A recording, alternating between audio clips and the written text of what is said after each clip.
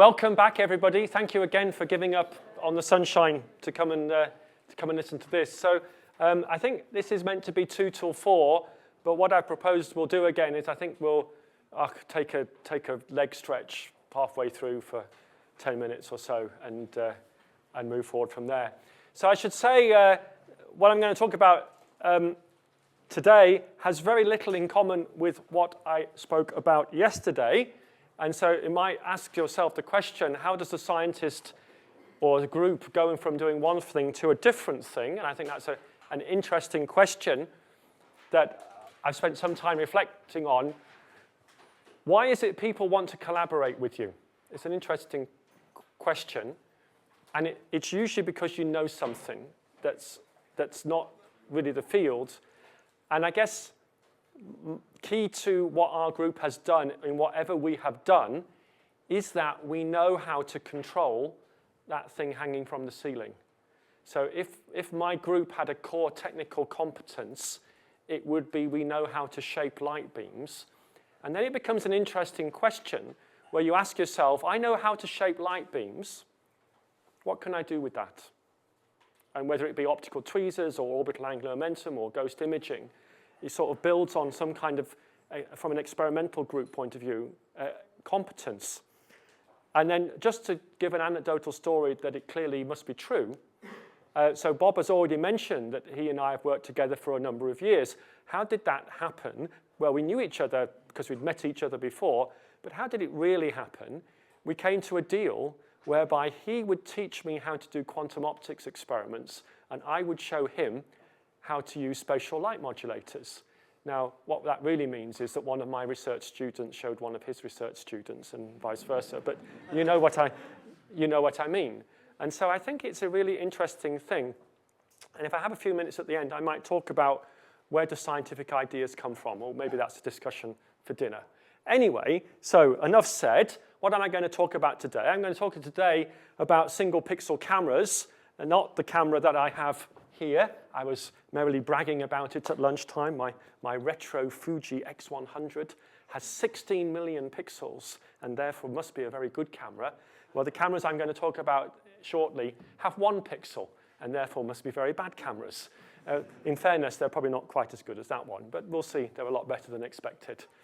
But I'd like to start off before then, actually, by talking about ghost imaging proper, and since this is a summer school on nonlinear optics, and Bob made reference to it yesterday, I think we should do so. And various people we've worked over the years, and this is a sort of a current sample. I notice Bob's smiling face, this time without kilt, over in the corner. Now, ghost imaging as a topic has a very, very long history. You can tell it was invented by a physicist, because one thing that physicists do really well is think up good titles for what they do, whether it be an optical spanner or whatever, negative refraction, ghost imaging. Of course, the public gets very excited now that we're going to sort of discover something in an old house, but you go, no, not that kind of ghost imaging. Quantum teleportation, oops, let's not go there. Anyway, so some papers that you might want to have a look at. And I think in full fairness, to me, the early papers which really sort of announced to the world that there was something interesting there were probably those of Yanhua Shi, but also the Brazilian group as well at about the same time. And so I'm just going to move on, and let's just talk about what do I mean by, I'm going to say, quantum ghost imaging system. We can argue later whether it's really quantum or not, but it certainly uses photons produced by a parametric down-conversion source, so it sounds a bit quantum, doesn't it? And so this is the basic idea. 1 photon comes in, creates 2 photons. We can call them signal and idler if you like. But the important thing is this, that at least sort of hand-wavingly speaking, I could in principle pick up a very sensitive camera and take a picture of the nonlinear crystal and see where the photons came out. I would see on my camera, because it's a really high-resolution camera, a single sort of, it would be detected on a pixel. A photon can't be detected on 10 pixels at the same time. So any photon that I get is going to be measured on a particular pixel. So I can talk about the position at which that photon leaves the crystal. Now, what's that position going to be? Well, okay, the pump beam's coming in, and the pump beam's several millimeters across. It's much bigger than a pixel. So the pump beam comes in, presumably somewhere in that was lurking a photon. Let's not talk about localization in that way, but you know what I mean. One photon comes in, and out pop two photons. And I would notice something really interesting here, that actually both of the photons were recorded in the same pixel. Now, it'll be somewhere in the pump beam. I don't know where that is, but both photons would come out on the same pixel, sort of randomly distributed over the area. Now, if I had a different kind of experiment, I would also discover that not only do those photons come out of the same pixel, but if I made a different measurement in the far field, that they headed in opposite directions. And that's because they are correlated in their position and anti-correlated in their transverse momentum. I'm not going to give a lecture on down conversion, but I just wanted to remind ourselves. So we now have our twin beams, and they're copies of each other, exact copies of each other, in that if this beam has a photon in the top left-hand corner, this beam also has a photon in the top left-hand corner. And so that creates an opportunity where one of these beams can illuminate the object, and sometimes the photon is at the top. I'm being a bit naughty here, but you know what I mean. Sometimes the photon, you might measure it as having been at the bottom. And in this other arm, the photon's going to be in exactly the same place, but the object only exists in this other arm. Okay, so how would I make an imaging system? Well, in this particular instance, I've taken an object which is transparent in the middle, opaque around the outside. Some of the photons will not get through. Some of the photons will be blocked by the object. Some of the object photons will get through. Whatever happens, they're picked up in this big bucket. Why do I call this a bucket? Because essentially it will collect photons from the entire aperture of the experiment. Now, we could have sort of lenses in there to help it along the way, a multimode fiber, it doesn't really matter. The important thing is this bucket is capable of detecting photons no matter where they were, so to speak. If the photon gets through here, clearly that's a photon I'd like to know, not just that it got through, but I'd like to know exactly where it got through. And that's what I can do with my other detector. Let's call this the camera, down here on the bottom. So this one essentially tells me where that photon was. Okay? Did it correspond to a transparent bit of the face or not? Well, that's what this bucket detector tells me. And so although neither detector on its own has sufficient information to give you an image, if I take the information from both detectors, then I can reconstruct an image. It seems a rather roundabout way of reconstructing an image. And why is it called ghost imaging? It's called ghost imaging because the camera's here, the object's there, never the twain shall meet, yet I still get an image. People sometimes think it means you get an image without ever illuminating the object. That's not true, because I obviously needed some photons here to be picked up by this detector. So let's just put that one. Now, all of the early work, effectively, did this by scanning a detector backwards and forwards in 2D, and eventually you can build up an image. Essentially, every time both detectors go click at the same time, you put a little white dot here, and then you have your image. Now, that is inherently daft at many levels. At one level, it's daft. This is an incredibly inefficient way of making a camera, because most of the time, the pinhole is in the... If you raster scan the scene, most of the photons are just going to miss me. Now, why do I not put a camera there? Well, because it was technically very difficult to have cameras that could detect single photons. But as Bob said yesterday, there's a number of papers out there now where people have used both EMCCD cameras and intensified cameras to measure the position of single photons. And so the kind of thing you're talking about is doing this. This seems a much better bet, because now, essentially, what you actually do is you can imagine connecting a wire from this bucket detector to this camera. Every time a photon gets through this object, you don't know where it got through, but you instruct the camera to take a picture of that single photon. So every exposure of this camera will correspond to the position of a single photon. I sum over many, many, many exposures, and I can build up an image. It works well. But there's two problems. First of all, hang on a second. The photon is going to arrive there at the same time it arrives here. So by the time this detector has gone click and the electrical signal has gone down the wire, the other photons come and long gone. So there's nothing there to measure. Well, we can fix that. We will just delay this photon such that essentially the electrical signal has the opportunity to overtake the photon and tell the camera to take a picture. It gets even harder because once the camera has been told to take a picture, modern technology sits there for about 30 nanoseconds before it actually takes one. That's how long it takes to activate the intensifier. And so that's at least another 10 meters in your delay line. So if you looked inside our lab, we've got mirrors on an optical table where the image, so that needs to be an image-preserving delay line, is bounced up and down the table.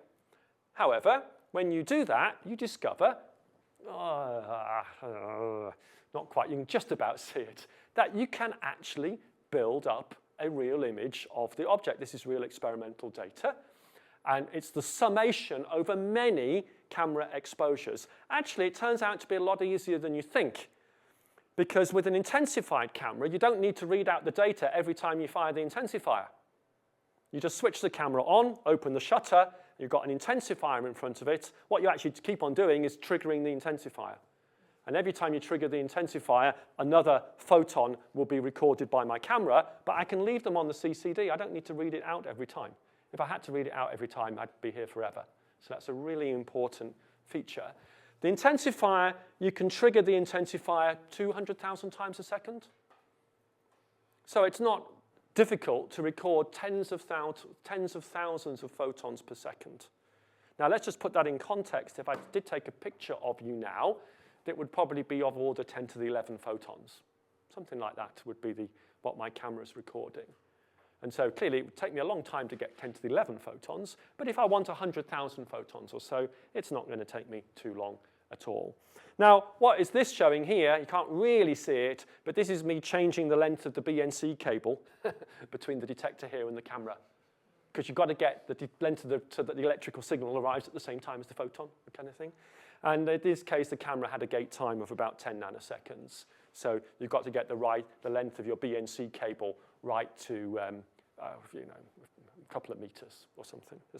You're not there shaving off millimeters of copper. Right, so hopefully this movie will work. This is the data actually arriving on the camera. So this is real experimental data coming in. And so each of those specks of light is the essentially recording of a photon being recorded by the intensified camera. Remember, none of those photons ever interacted with the object, but their correlated pair did. Okay, so there we go. Build up some kind of image. Now, there's a number of things to say. Well, one is this was not a particularly high flux rate, so this was 2 seconds of data collection, and that was 65 photons. Funnily enough, doesn't look much like an image. 600, 6,000, 70,000 photons. So even at 70,000 photons, that's what, 1 times 10 to the 5, we're talking about 1 million times less light than you would have in your holiday snaps. Okay, just to put it in context. Now, there's a little theme that's going to come back up. Why is it? I took a panorama outside, 16 million pixels, scanned it around, probably something like 100 million pixels of 24-bit data, raw, on my memory card. My hard disk is going to fill up in no time at all, but of course my camera didn't store it in its raw format. It stored it in JPEG. And quite frankly, when you open it back up again, I couldn't tell the difference. So what is it? Who knows how JPEG works? Some people know how JPEG works. But I probably don't know how JPEG works either. If I look at the picture, very few pixels have no photons in them. Black is not very often. So every pixel has got a different value in it. Sometimes the values are similar in adjacent pixels, but it's very rarely 0. If I take the Fourier transform of the image, however, and look at the Fourier transform of my holiday snaps, the Fourier transform, most of the elements in the Fourier transform are effectively 0. So I just don't bother to record them. Just set them to 0. Keep a list of the pixels I've set to 0, and then that's it. Done. I've compressed the data. So what JPEG does is throw away the spatial frequencies that weren't important. Now, I didn't say it threw away the low spatial frequencies or the high spatial frequencies. Clearly, that depends on the image. I didn't tell it which ones to throw away. I just said throw away the ones that don't have a very large coefficient, and your holiday snaps then reduce in memory size by a factor of 10, and you're much wiser. So the same thing must be true here, because unfortunately this image that we have on the left-hand side, essentially 1 pixel's got 10 photons in it. But that's going to be suffering from the root n statistics that Bob talked about yesterday. So the next time I do exactly the same experiment, it might only be 7 or 13. And so that image is noisy, not because my camera wasn't very good. The image is noisy because of the shot noise in the photon number associated with every pixel in the image.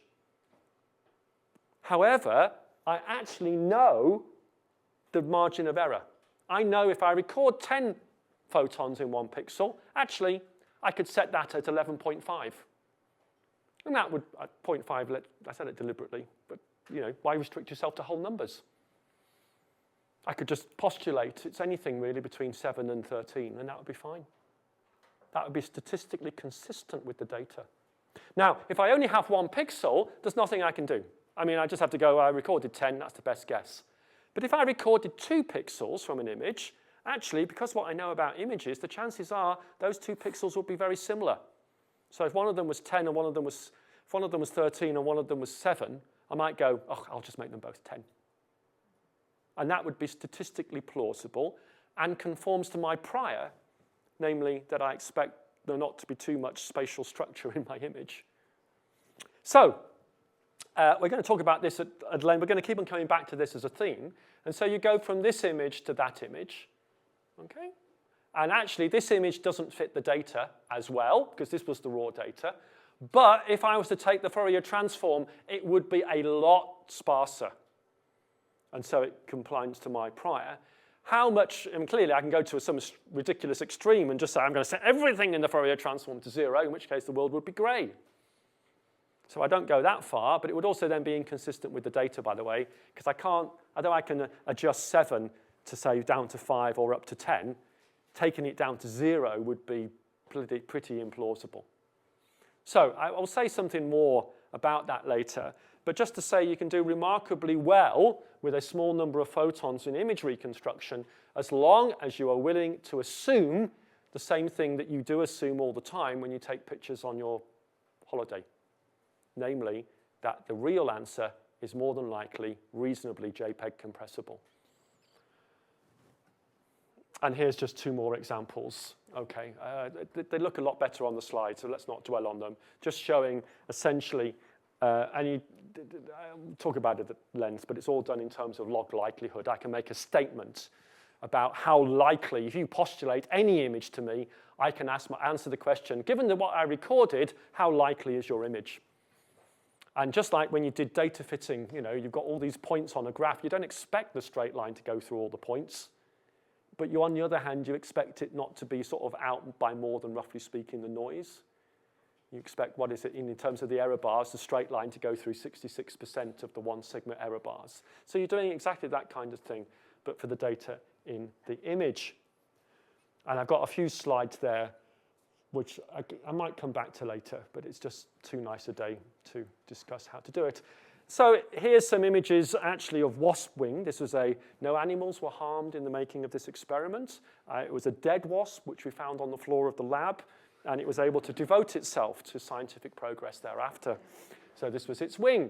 And again, it hasn't come through too with the backlighting, but the images honestly do look actually quite nice. And all I'm showing in this series of images is when you're doing all of these optimization type problems, I've got the data.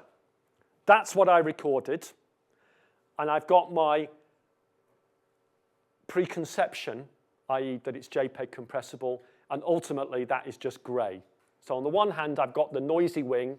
On the other hand, I've got a wonderfully smooth, uniform gray. And I'm trying to pick some point in the middle here to go, well, what's a reasonable compromise between the data and the grayness? And all I'm doing here is changing the degree of compromise. And what you tend to see is that the data looks very noisy, but that this one here looks over-smoothed. And the point really I'm trying to make, there is a statistical argument which actually allows you to go the right amount of smoothing effectively. And that is when the straight line is going through 66% of the data points in terms of the error bars. So we published a paper earlier this year on those results, which is quite nice.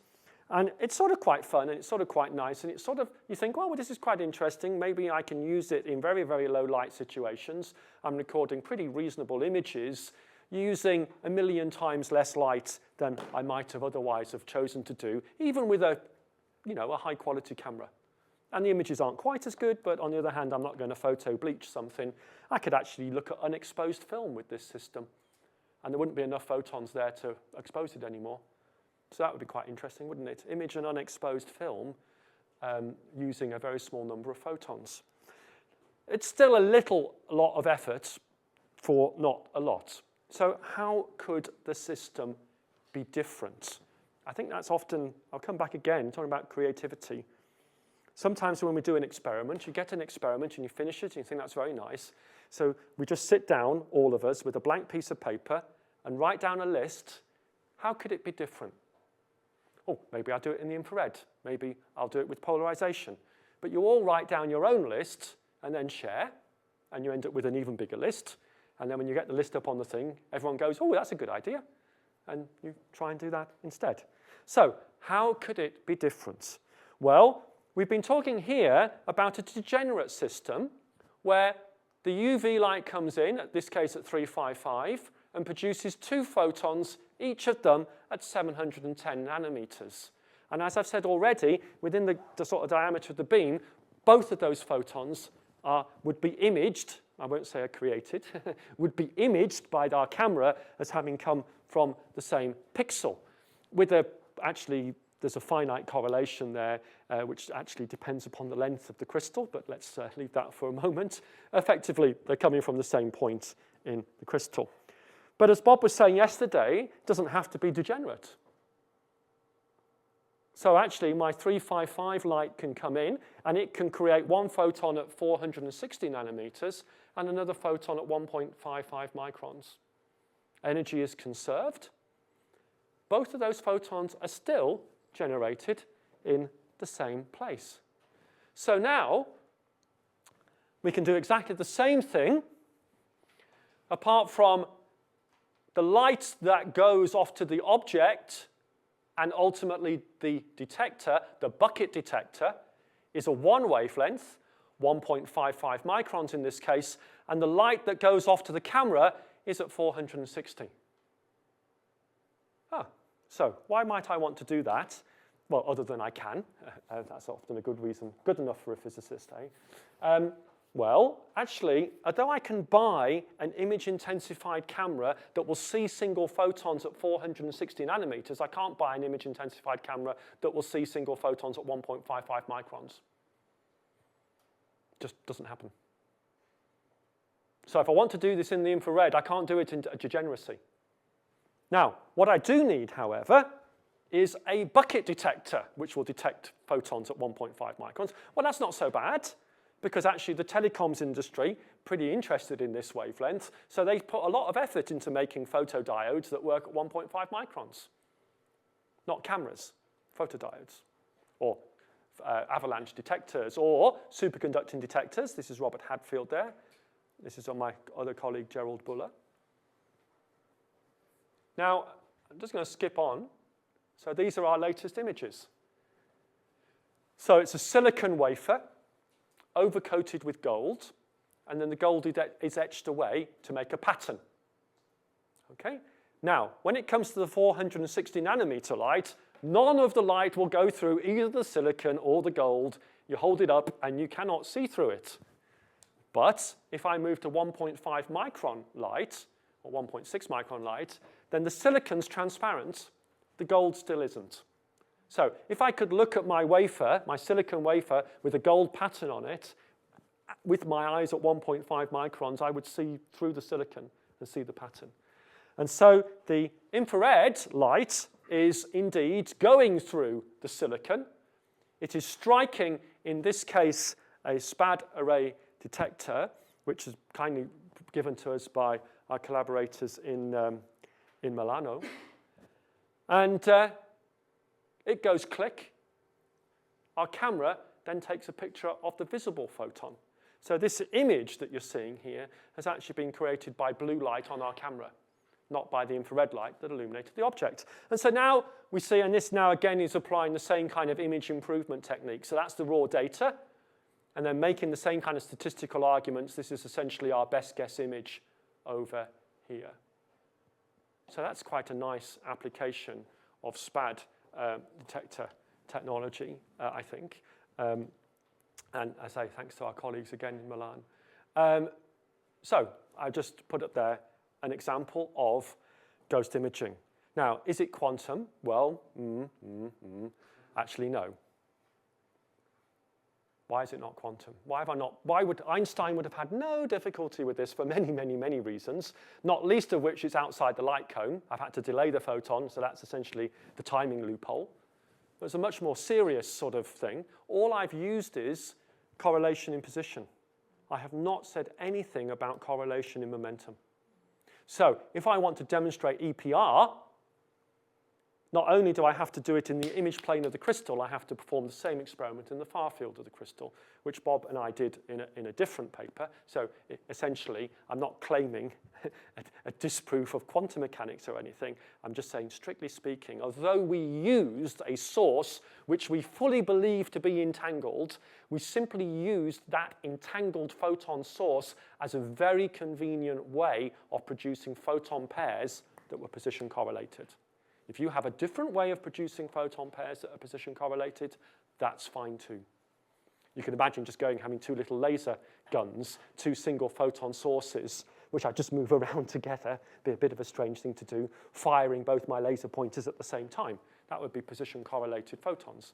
I haven't said anything about entanglement. The same picture again, okay? Now we're moving into essentially the question I posed as before, how many pixels does your camera have? Question mark. Ours has just one. Oh dear. So let's have a look at some of the images, videos taken with our single pixel camera.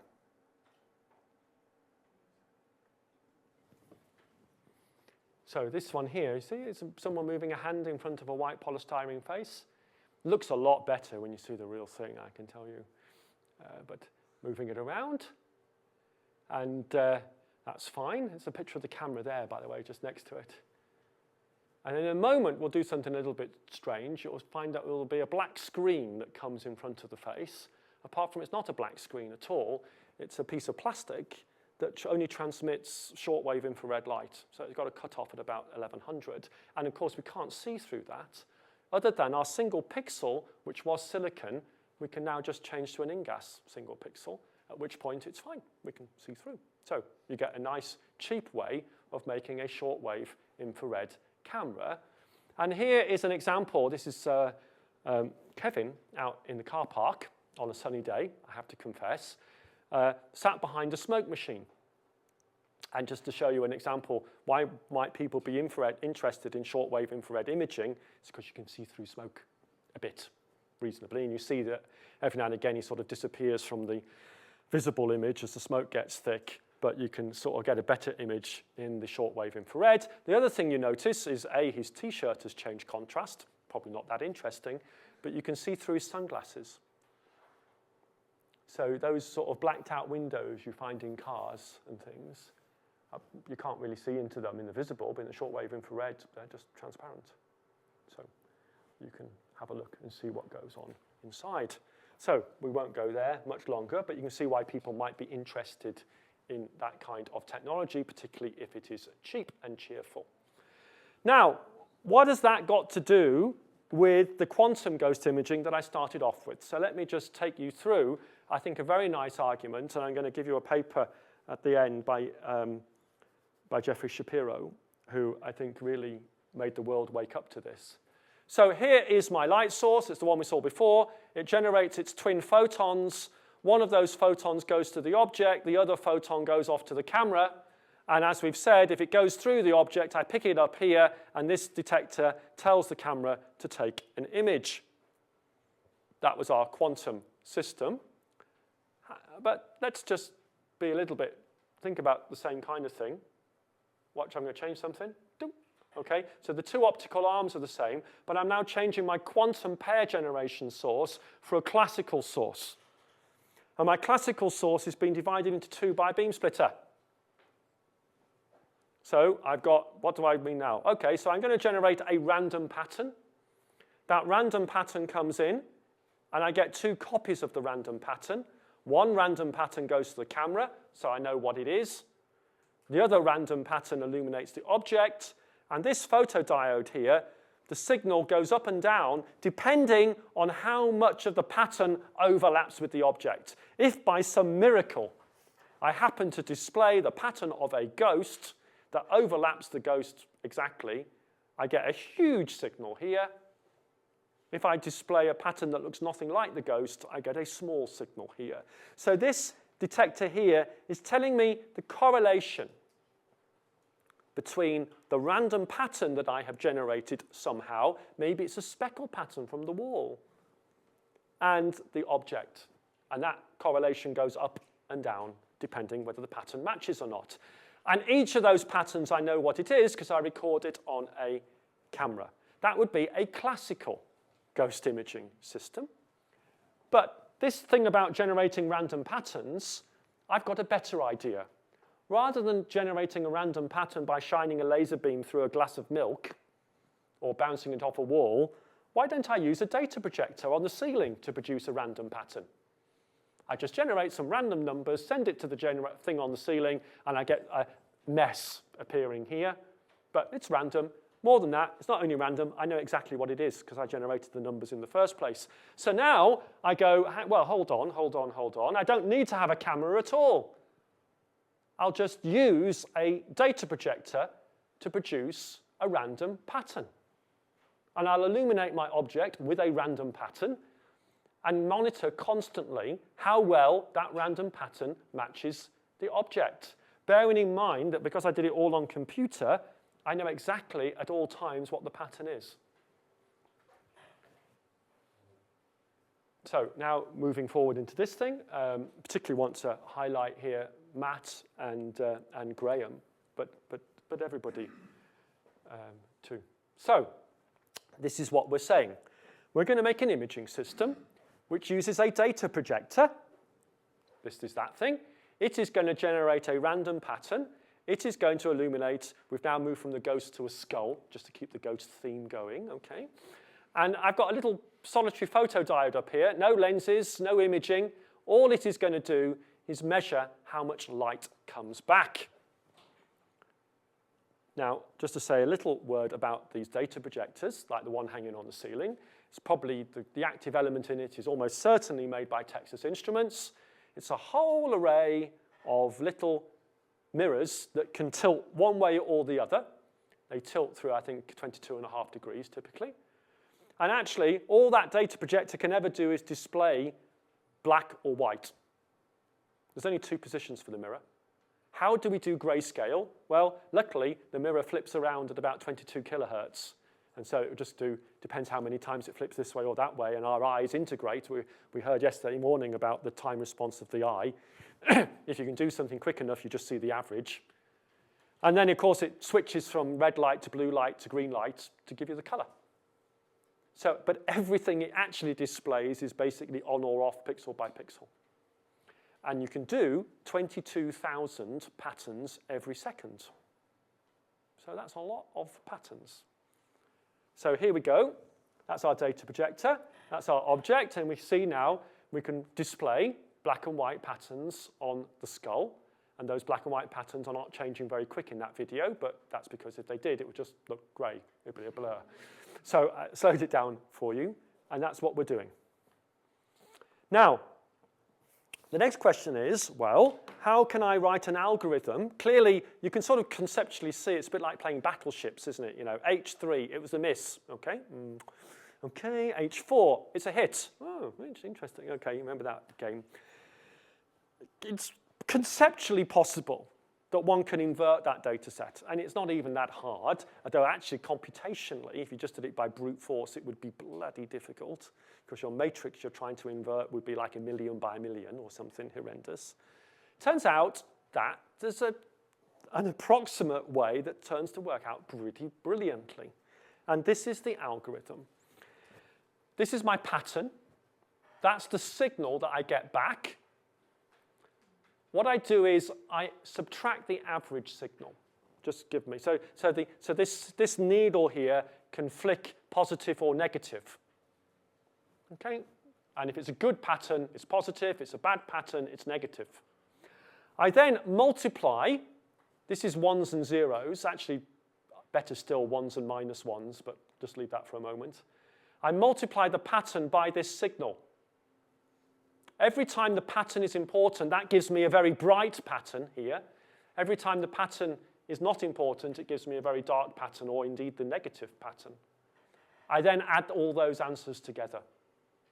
Okay? So in order to get an image, what I do is I add all of the patterns together. If this needle just stayed all the time at 0, that would just give me grey. But because the needle's going up and down and some patterns are more important than others, it doesn't give me grey. It actually gives me the image. No point did I have to invert a matrix. No point did I need to store huge amounts of data. I just needed to store the pattern, the number, and I need to keep an accumulator where I keep on adding the modified patterns in. What does that look like when you actually do it? So we'll just do it now. There's the skull. Those are the patterns being generated, and the needles flipping up and down, and we're adding the patterns together, we're adding the patterns together, we're adding the patterns together. We can see there's an image beginning to be formed. That was 7,000 patterns, 8,000 patterns, 9,000 patterns. Don't worry, here's one we did earlier coming in a moment. Up to 12,000. We'll probably take a skip in a minute. Up to 70,000 patterns, beginning to get there. And so we can just keep on adding these random patterns together, weighted accordingly, and we'll slowly build up an image. I think we've seen enough. Right. I'm going to pause on that thread now and take us off in a slightly different direction. Now, there's strange. There's a slide missing from my talk. It doesn't. There it is. That's what I was looking for. Now, when you buy, so we could do it with a data projector. You don't quite do it with a data projector. Texas Instruments will sell you at 4 times the price a scientific data projector. And the only thing I can say in its merit is it has a BNC cable on it, such that you know when the pattern has changed. Well, that's quite useful, because I need to synchronize the pattern to my recorded voltage from the detector. And if I rely on doing that in the video card, by God, you've got a whole world of pain coming your way.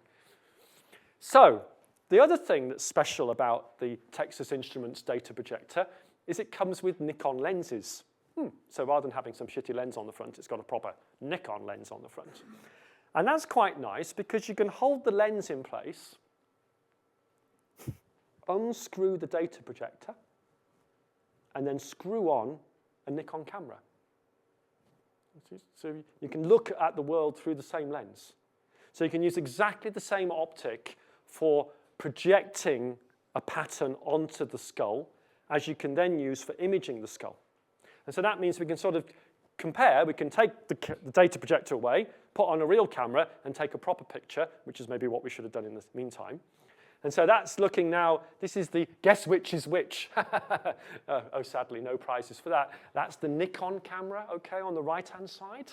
And this is our ODR single pixel camera on the left-hand side, not looking so good. But let's play the video. This is a really old result of ours. It's one of the first results we took. So don't expect much. Okay, and we find out, oh, look, we can recover essentially something that looks a pretty similar image, and the 2 images look the same.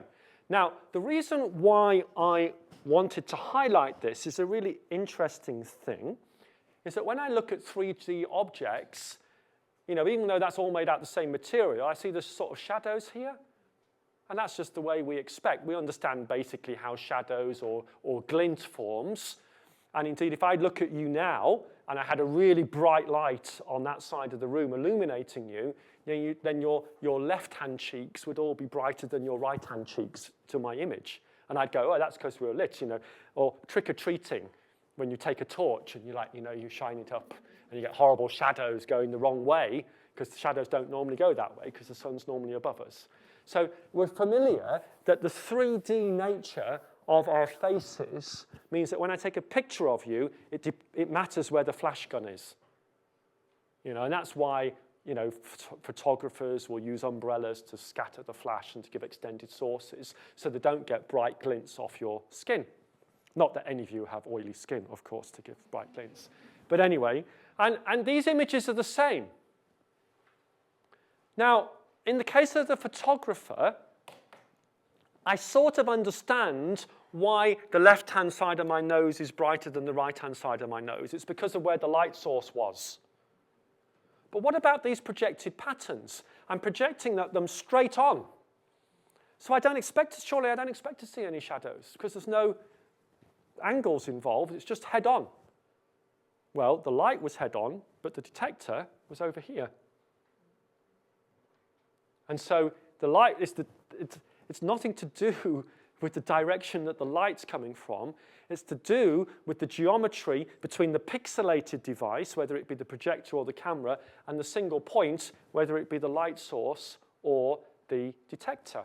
So let us look at that so my slide was out of order. So this now is the camera version with the light source off to one side, and we get some shadows on the image reconstructed in the camera. And now I keep the lens in the same place, but swap the camera for a data projector, and I swap the light source for a light bulb. And although the calibration's not very well, you can see, roughly speaking, see that sort of the bright side just coming down the right-hand side of the nose there? It's sort of the same. The hot spots are all in what you can imagine would be the same place if I'd taken a bit more care on the experiment. So I actually do generate shadows in the image. And I'm just going to skip forward from that. Now,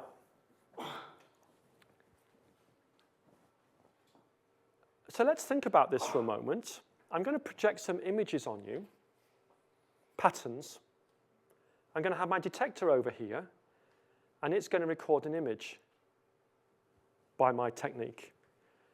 I'm going to have a detector over there. It's going to get scattered light. It's going to record an image, but the signals aren't going to be the same because your face has scattered the light in different directions. Different bits of your face are going to be picked up, and I'll do one here and here.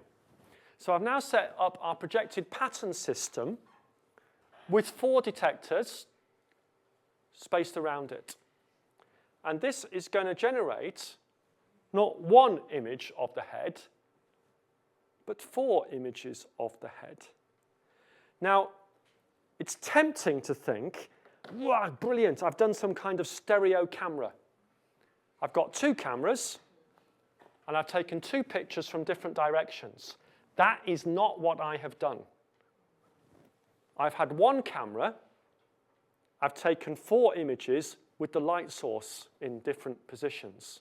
So, when I do stereo photography, the 2 images do not look the same. In one image, your nose looks to be bent over one way, and in the other image, your nose looks to be bent over the other way. Or what, I don't mean bent, but you know what I mean. The perspective changes. Stereo photography works because there is a change in perspective. We have not changed the perspective in these images. We have simply changed the lighting condition. So I'm not doing stereo photography. I'm doing photography with multiple light sources. Now, I didn't do it that way because I did it with a single projector, projecting a single image, and I had 4 detectors. But it's to do, I had 1 pixelated device and 4 point detectors. That's the way of thinking about it. Now, so what is it? I've already given us a clue, of course. What is it that means the left-hand side of my face puts more light into that detector? It's because it's sort of angled around, and it's sort of, the light bounced off preferentially in that direction. So you can see that the different bits of my face, it's to do with the slope, it's to do with the gradient. I've actually made a gradient detector.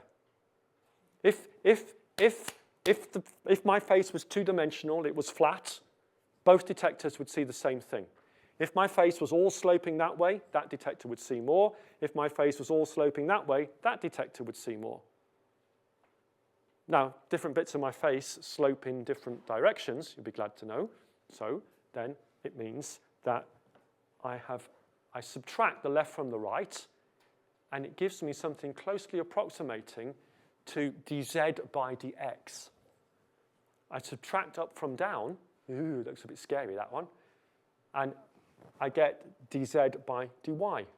So these left minus right and top minus bottom images have given me the gradients of my image. Now, just in case that hasn't got through, we will just now show a little bit of a video, which I hope works okay. So these are the random patterns. And more random patterns adding in together, weighted appropriately, is giving us our 4 different images, which are geometrically perspective speaking the same, but the shading on them is different. We can then subtract the left from the right and the up from the down, and that will give me shortly, I hope, it will give me the 2 gradients. Okay, so the left, that's the gradient, and then we've got an intensity patterns on the right. And from those gradients, by, let's say, integration, I can reconstruct the surface profile. And then overlay on that profile the intensity information. So that is the a graphical thingy fly around of the 3D data generated by using a data projector and 4 photodiodes to measure the backscattered light. Oh, so a neat form of 3D imaging. Let us look at some of it in a little bit more detail. So I've already said that left minus right is sort of related to the gradient, but I want to normalize for intensity. So it's left minus right over left plus right. Okay, and that's just going to give me a better approximation to the gradient. Now, there's a number of problems with this. One is a little bit of noise on anywhere in the system, and I'm going to have some noise on my gradient. And you go, well, that's okay. But noise prior to integration is always a killer. Because how am I going to integrate? If I integrate across the image, a bit of noise, oh dear, that's going to stay with me now for the rest of the integration. And so if I build up my 3D profile like that, it ends up looking like someone's come at me with a comb and scraped my, or maybe one of your diamond saws has been used to take a slice out of a waveguide in my face, because there would happen to just be some very unfortunate noise in the second pixel coming in from the left-hand side. So I'd lecture on this separately, and it always gets very, very contorted. So I want to just talk about a generic, different way of solving these kind of problems. And it's not quite true, but it's almost an inverse problem. Integration is horrible because of the way it's very sensitive to noise. Once you've had one bit of noise, it stays with you for the rest of the integration, numerical integration. That's not true of differentiation, okay? If I had the surface and I differentiated it, I can do the differentiation point by point. Some of the points will have noise on them, but the noise is only localized then. It looks like I've got a little bit of a spot on my face. It doesn't wreck the whole line. So differentiate, you would much rather solve the problem by differentiation than integration, but that's not what we want to do. So what do you do? Okay, so you take a straw man. I don't mean a straw man in a man made out of straw. You just take an answer. You go, this is the best I could do. I'm now going to differentiate the answer, because I can do that without problems. And that's going to tell me, that's going to allow me to predict the images I should have seen. I can work backwards. I've got the face. It's completely deterministic. I can now work back and go, well, what should the 4 images have looked like? Or at least what should the gradients have looked like? Was that what the gradient actually was? How good an estimate did I expect it to be of the gradient? We go, well, I can estimate the noise in the images, so I'd expect it would be this good. And so I can work out how well does my face fit the model? You know, does my face fit the thing? And the answer is it will fit it, because I've just inverted the data, it will fit it perfectly. But this comes back to the thing, I didn't expect it to fit the data perfectly. Never have I ever done an experiment where the data has fitted the model perfectly. You expect it to be wrong. So you're always at liberty to take the answer and change it a little, just as we did do with the images before. And now I could make, and in each case, whenever I make a change, I can work out the statistical likelihood of that change being plausible within the knowledge of what the noise is. Now, when you're fitting data to a graph, you often do it in terms of least squares. You look at the difference between the line and the data point, you take the square of that, and then you add it, and you add them all together. And that would be, that would be the sum of the squares. I could then divide that by an estimate of the noise, and that would give me chi-squared. That's the definition of chi-squared. If I now divide that by the number of data points, that gives me chi-squared over n, and actually I expect that to be 1. That's what it means. It means on average, all of my data that I recorded was wrong by an amount that was equal to the noise in the system. Of course, individual data points, sometimes it was more, sometimes it was less, but on average, I expect to be wrong by the noise. And when people talk about chi-squared over n equals 1, that's essentially the limit of the fit that you're going to allow. So, we then have my assumption, my prior. In the case of the 2D imaging, my prior assumption was that it was going to be JPEG compressible. Here, my prior assumption might be that my surface is continuous, that I don't expect to see any huge spikes on it. So actually, in this case, I make the assumption that the second derivative, i.e. the curvature of the surface, is small. So what does that mean? It means there isn't a penalty for my face being sloped, but there is a penalty for my face being curved. But actually, by and large, most objects are pretty much made up of sort of, facets. So there's another thing that comes into my math, and I'm going to say, well, what's the cost? Incidentally, what I'm talking about here are just completely standard statistical techniques, and I'm sure if there's someone in the room that uses them on a daily basis, they will be horrified by my explanation of them. I'm just trying to introduce the concept, and then incidentally, you should go away and read numerical recipes in C or something if ever you want to actually do it. So I'm trying to get over the concept. Whenever I have a solution, I can think about that solution as having a cost. And the cost is made up of two components. The first component is how far away is my solution from the data? That's the chi-squared component. The second part of the cost is whatever the hell I've chosen to think about today. Maybe I'm looking for a solution with the minimum entropy.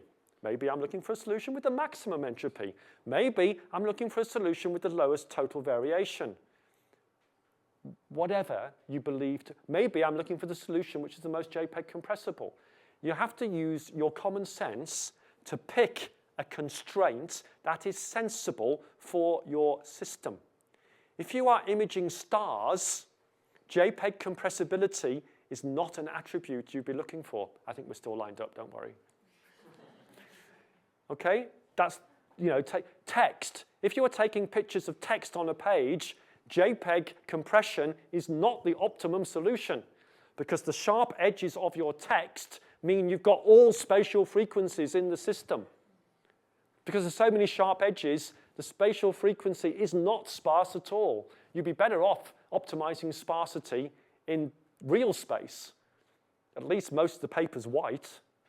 You just set that to 0 and go the other way, you know what I mean? So you have to know something about the system before you can start, and indeed that's a bit of a danger because you'll find even in the literature that people just adopt, this is called a regularization function. They just go, I believe in maximum entropy. I'm going to apply a maximum entropy regularizer to this problem. But that might not make sense for the problem in question. You have to think about it. In the case of star fields, it's fine. So this R can be anything. Now, when it comes to images, you can talk about how many coefficients does your Fourier transform have, but that's not so great because Fourier transforms take quite a while to calculate. If you're going to do them on the graphics card, that's okay, but in your main processor, it's no computational cost. So people use two different regularizers quite often. One's called total variation. And all that does is, imagine you're all pixels. I go, what's the difference between you two? Write down, what's the difference between you two? What's the difference between you two? What's the difference between you two? And I add all of those numbers together, both in X and in Y. And so I end up with a single number, and it just tells me the total variation between pixels. And from everything we've said before, in real holiday snaps, because adjacent pixels tend to be the same value, that's actually a very good regularizer. It's called puddling. It tends to make pixels have the same value. So if you take a picture of a face, you often find like very pronounced contours between the different shades of pink. That's because it's a total because essentially that's total regularization artifact. Another regularizer is the total curvature. Now that means it's a bit more complicated because now I have to take 3 pixels and go, how different are you from the average of the outer 2? And then go along 3 pixels at a time, but that's fine. And I go 3 pixels that way, and I add all those numbers together. And oh, by the way, I take the modulus. I should have said sorry, because sometimes the curvature can be positive, negative. I don't care. So I take the modulus of the numbers before adding them together. Same with the variation. So one would be total variation regulation analysis, and the other one would be total curvature analysis. Do either, do both, take your pick. Incidentally, if you were doing Skype, you'd have another term in here, which is I'm going to look at how different one frame is from the next. Because actually, in a video, the next frame tends to look a lot like the previous frame. So I now just look at the total difference. That would be a very good regularizer for video. So this allows me to calculate a cost. This is how well it fits the data. This R is how curved is it. Not very curved, fits the data really well, low cost, brilliant. Now, unfortunately, I can't add curvature to chi because the units are different. So I have to have some kind of currency converter, and this is always called lambda, and that matches the units. So it means I can add them together. That's good news, but it does mean something else as well. If I set lambda to 0, then the lowest cost solution will simply be the lowest value of chi squared. If I set lambda to a very high value, then the lowest cost solution will be the one with no curvature. So this is this value of lambda that allows me to smoothly transition from an answer which fits the data to an answer that fits my regularizer.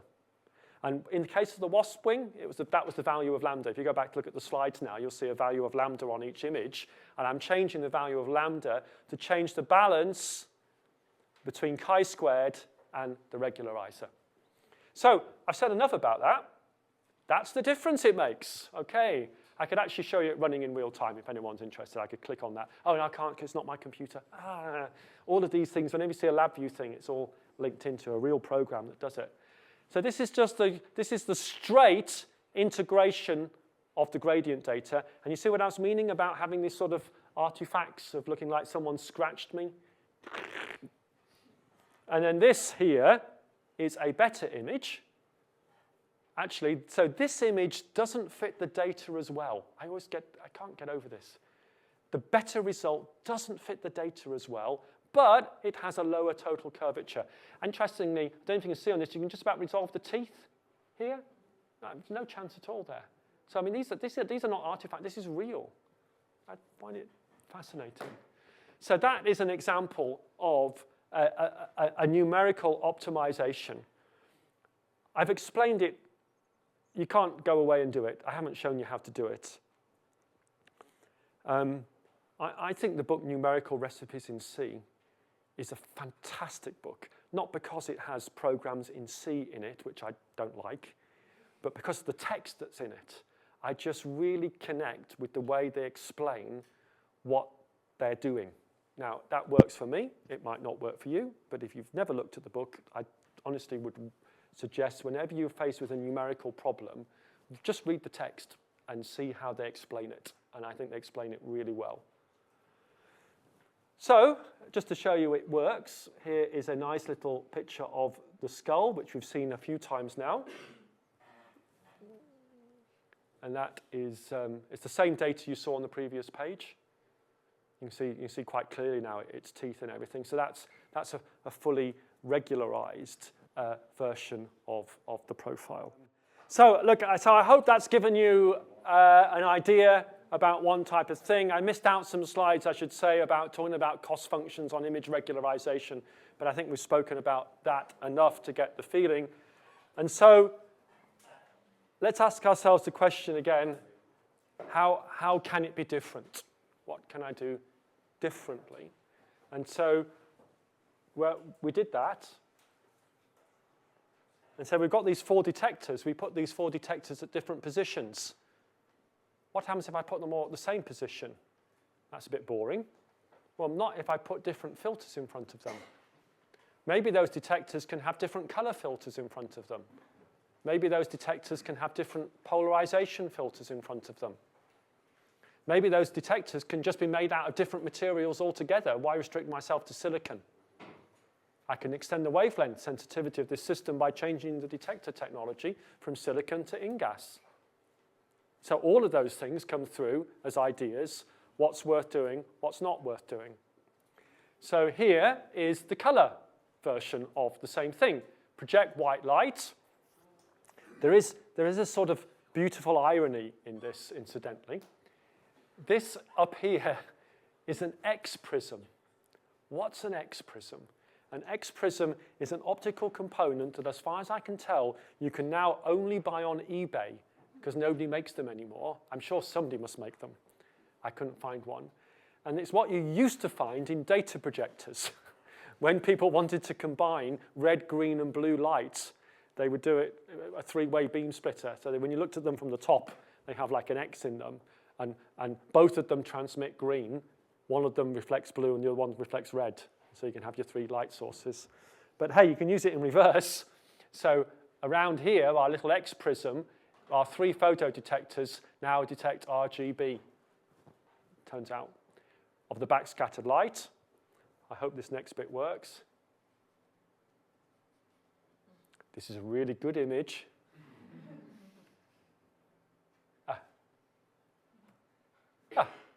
So there we go. I hope you can, dear. Honestly, it's a beautiful image of plastic dinosaurs. As I was saying to one of our funders the other day, this was a brilliant project. Not only did I get to buy a very nice Nikon camera and lots of lenses, but I also got to buy plastic dinosaurs. How can it be different?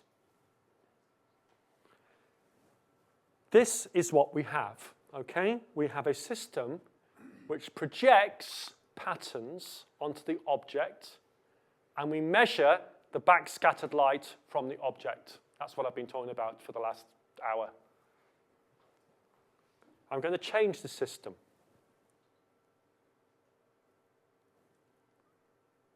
Change it back. So I've interchanged the light source and the detector. So now we have a light source, any old light source, maybe the sun, illuminating an object. We come back in through the pattern onto a detector. So this thing, what I've basically done is I've taken the data projector down off the ceiling and I've replaced the light bulb with a photodiode.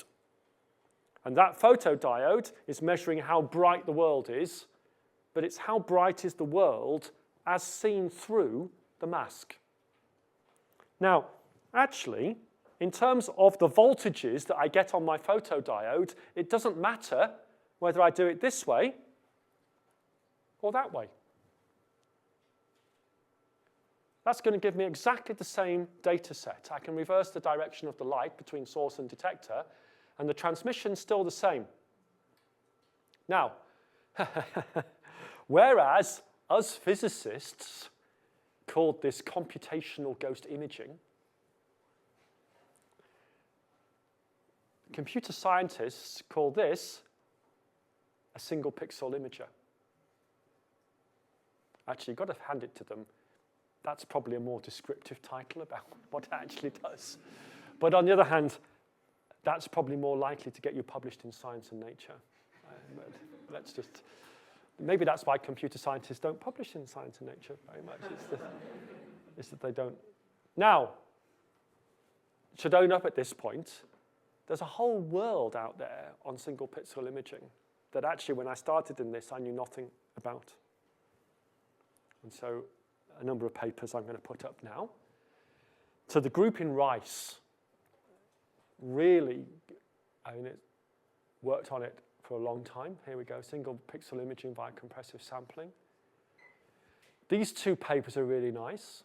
Terahertz, hey, if we're going to do this at all, let's do this at a wavelength where it's really difficult to make a camera. Terahertz, it's really difficult to make a camera in the terahertz. Two nice papers here on doing that. So what can we do differently? So what can you learn from this literature? I'm now going to explain compressive sensing to you. There are 64 people in this room.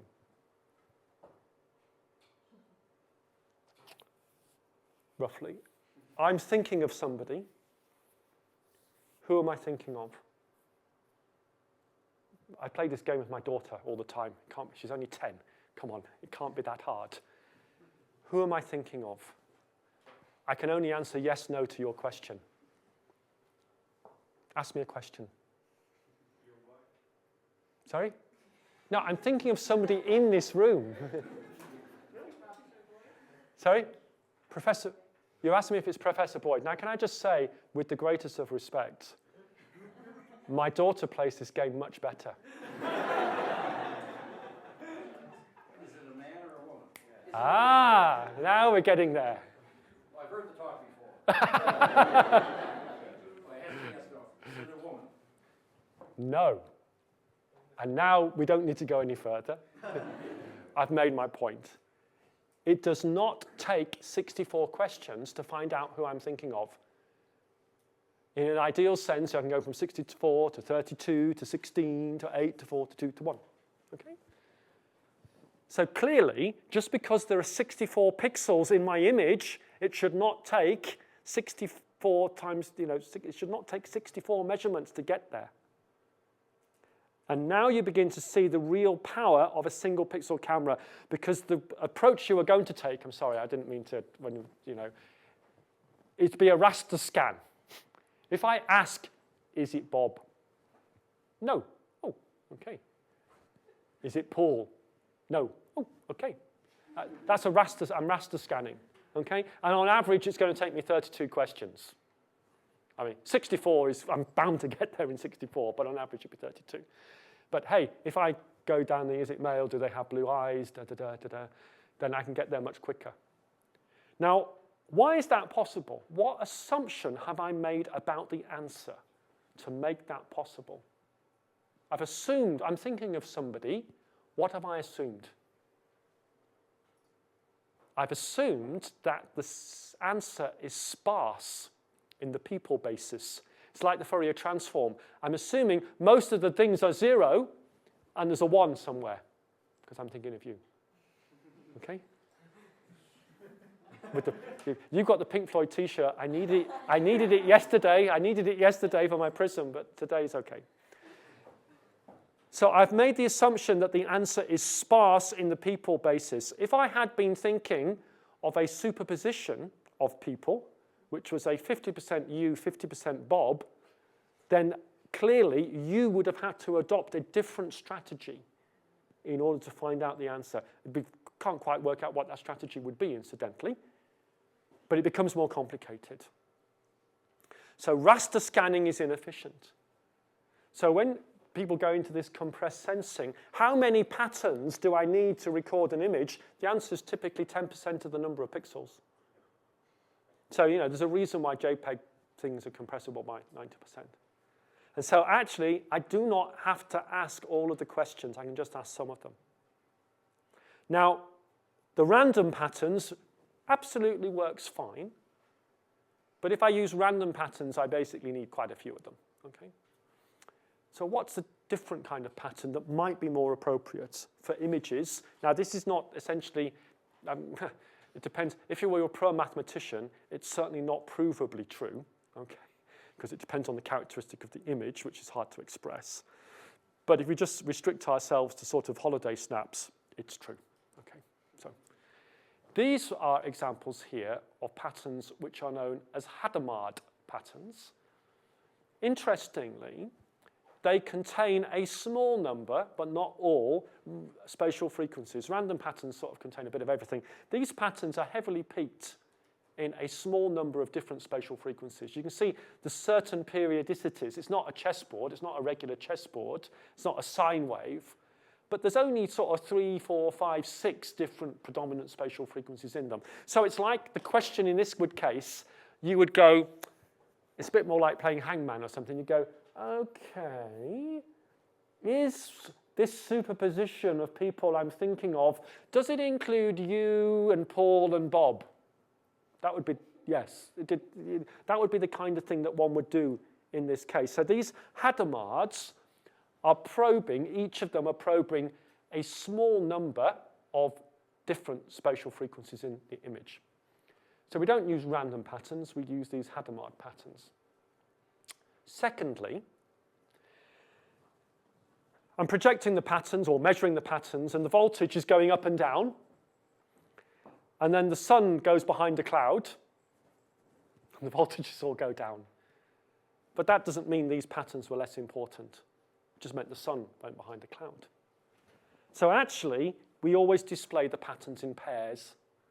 We display the pattern, and then we immediately display the negative of the pattern.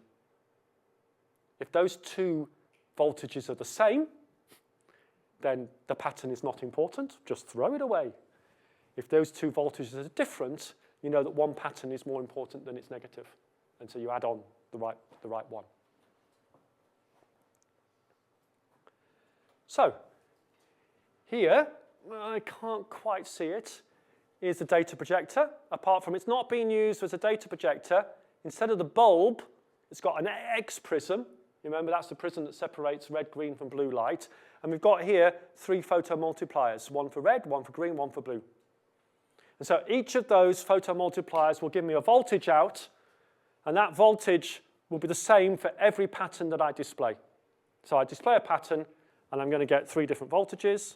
Display a different pattern, I'll get 3 different voltages. Display a different pattern, get 3 different voltages. So for every pattern, I record the 3 voltages. And then I add them together. It's a really good video, this one, but I have a horrible feeling we're not going to be able to make it out. Can you just about see it there? So that's sun playing with a Rubik's Cube. And so that's just being lit up in the lab.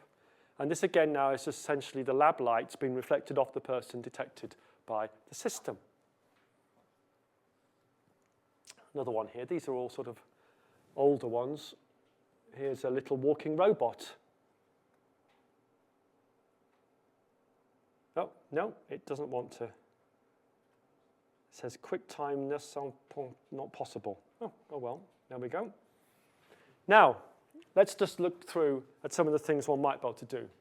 So here we have, well, maybe it's a cheap way of imaging at non-visible or many wavelengths. Remember, in principle, nothing stops me from I can image at any number of wavelengths I like. Every new wavelength I need, you can imagine I just have to add another photodiode. I want to image at 8 wavelengths. Well, that's 8 photodiodes. That's not going to break the bank. Put a different filter in front of each of them. That will give me my 8 different hyperspectral channels or whatever. Some of them can be silicon, some of them can be InGaAs, some of them can be whatever. I can always record the wavelength of choice. I'm going to show you a video at the end, actually, of imaging methane. Sorry, Bob tells me I say it wrong. Methane. Methane. It's strange how the British have corrupted the American language. Yeah, it's terrible, isn't it? Methane gas at 1.6 microns. This is actually an image of another poor old animal, squashed.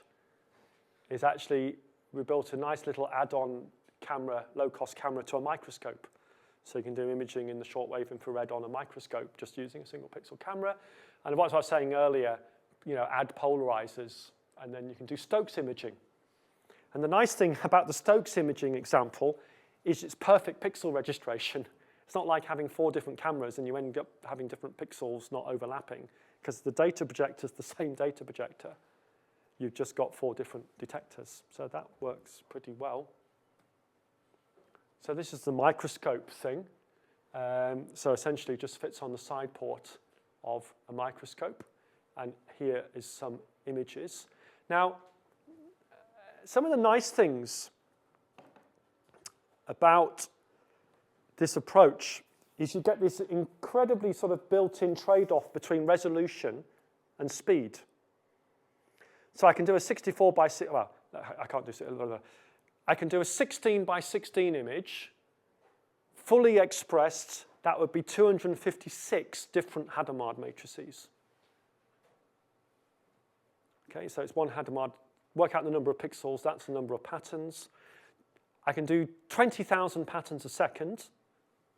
So my 256, I want to do positive and negative, so that's 512 patterns.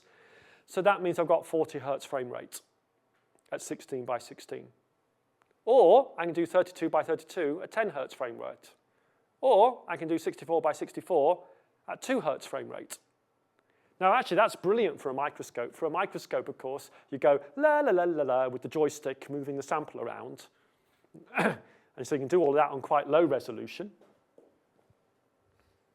And then once you found what you're looking at, you stop. It then goes, I've stopped. Oh, I'll do it at high resolution now. And so you get high resolution, but lower frame rate. It's better than that, because when you use the Hadamard matrices, you find actually, of your 500, or of your 256, turns out only 25 of them were important. And the other 220 basically didn't have any signal. So actually, when it comes to signal to noise improvements, you just go, actually, we'll just show those 25 again. The other ones were 0 anyway. So we'll just rattle through those 25. And you can do that. These things are slow to talk to at that speed. I was saying Paul earlier. But you can select from the library. So you can load up onto the device 40,000 different patterns. And then you can just ask for the ones you want. And so, again, had it been a raster scan system, you can't say, oh, well, I'll just ignore 90% of the pixels, because you wouldn't have any information. You can't do signal to noise.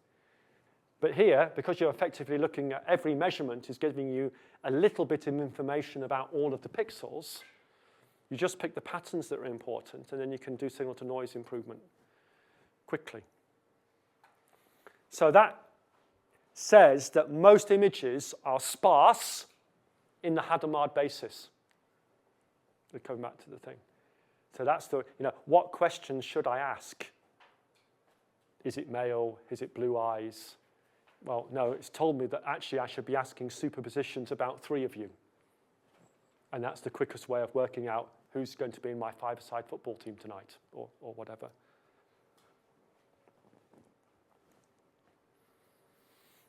This is pretty much where we started. This is the videos I showed you back at the beginning now. So now it's all hopefully making sense. Here's our object. Here's our lens. This is our mask. And so I am forming an image of the object on the mask. The mask, the time-varying mask, is where I would have put the film in a traditional camera, in other words. But then behind that mask, I have my single pixel detector, which is just collecting all the light. And here now, again, that's the video we started off showing you. So that's a camera with two different photodiodes in them, one with silicon, one at InGas, giving us images which are geometrically identical because they're all coming through the same lens, through the same mask. It's just our bucket detector, we've got two bucket detectors there. And clearly, we've got a frame rate in this case of about 2 hertz. This one up here, which you've seen before as well, has got 3 different pixels in the visible, plus an infrared pixel. And that allows us to toggle backwards and forwards between the 3 visible colors. So this, we're just displaying the visible now. And then when the piece of plastic comes in to block the visible, we get a, we'll see through it, hopefully it'll come in a second. Okay, so we're blocking the visible signal. See, the Rubik's Cube makes another appearance down there. Okay, and then we'll now essentially switch to the display. The data was there all the time, but we're switching the display into the shortwave infrared and back again. And every time we switch into the shortwave infrared, we can see through the tinted windows of the drug dealer's car. Let's be clear about what we're interested in. So that was one of our early demonstrators. It was about so big. And then our latest camera is this one here. Okay, so it's about so big. You can just see the electronics on the back. The detector, merrily from Thor Labs, is sitting on the side there. So what's the cost of that kind of system? Well, the cost of that kind of system is basically the cost of a data projector, whatever that is. Of course, now we've got our analog to digital converter, and it's all running off a little Apple laptop in this case, not ideal in the longer term. And incidentally, that Quantic there, that's the logo of the Quantum Imaging Center that I was talking about yesterday. So this project was one of the demonstrators that we actually had when we went down to try and get funding from the government to support us in. And you're going to go, what's that got to do with quantum?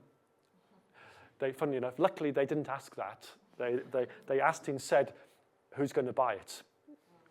Okay, and so we just said it was quantum inspired, because all the maths that goes into it is exactly the same maths that we would use in our quantum ghost imaging system. The video, my last video on the right-hand side, actually this is, I should say that we don't bother with an extra detector. Just in the top here, can't see it, there's a little video camera that fits in, and it takes a sort of normal look of the world out through the same lens. And so we're looking at the world there. What's the red stuff? The red stuff is methane gas. So I don't know if you can just about see, there's a hose here on the thing, and we're sort of squirting some methane gas into the scene. And what it's actually doing, it's got a comms diode tuned away from the comms band a bit onto the methane absorption. And it's just toggling on and off resonance. So alternate frames, one of the frames, the light goes through the methane, and the other next frame, the light is absorbed by the methane. And so but the difference between those two frames is being shown up in red. So this is essentially the red is the difference between every other frame, and that corresponds to our methane signal. So what we are hoping to do here is build a low cost, because it's the price of a data projector, plus the price of a laser diode at 1.6 microns or whatever, that I could bring into here and go, where's the where's the gas coming from? And so that hopefully will be the first. So we're working with a couple of companies actually in the Glasgow area to see whether we can do something with that. So that is, you'll be glad to know, the end of my talk. Okay, I said I wouldn't bring you back for long. If you want, there's a few papers here you could read, or you could email me if you want to know more about any of the things that I've said. So thank you very much for listening, and I hope you found it interesting.